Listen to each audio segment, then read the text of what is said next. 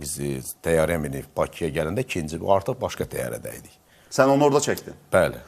Yəni bundan qabaq təyyarədə bu hadisələr baş verəndə, Alma xanımın köməkçisi gəlib deyəndə ki, orada nəsə partlayış oldu. Bəli. Siz 5 saat göydə olub geriyə dönəndə sən çəkiliş etmək heyində deyilik. Yox, mən çəkiliş eləmək istədim. Çəkiliş eləmək istədim ki, dedim birdən artıq düşünürsən ki, bir telefon salamat tapılar. Təbii ki.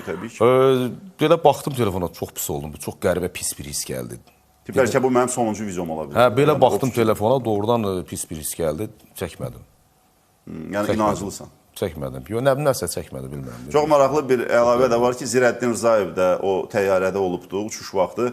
Mən çox maraqlıdır. Yəni mən sual verərdim ki, Zirəddin bəy, siz bilmirdiniz belə olacaq. Əslində indi gülürük. Çox qorxulu. Amma həmin o məqam nə barədə fikirləşdin? Bax o ilk sarsıntı oldu, yuxudan ayıldın. Övladım fikirləşdim, birinci. Birinci onu fikirləşdim. Sən subaysan, İdris.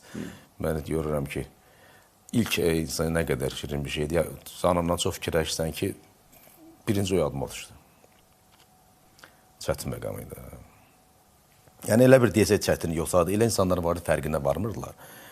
Bəzi insanlar var ki, biz hər şeyin fərqinə varırıq da, necə fərqində bilirəm ki, əgər təyyarədə nasazlıq varsa, deməli, bunun nə ola bilər, nə göstərə bilər. Ehtimal nəzəriyyəsi var. Ehtimal nə dərəcədə olur. Çünki bir nasazlıq olursa, artıq eniş problemi var da. Düzdür, nə olsun, havada normal uça bilər.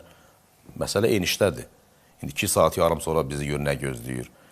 Elə adam var, baxırdım, belə fikirləşdə qaydırıq geri, ki, məsələn, mən köməkçim Çingiz elə rahat yatırdı ki, fərqindədir.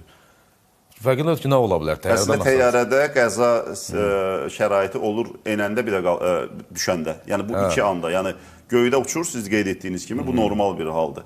Eniş vaxtı, ona görə də o 5 saatlıq uçuş zamanında siz yəqin ki, artıq olan o petroldan azad olurdu da ki, eniş vaxtı... Çox güman ki,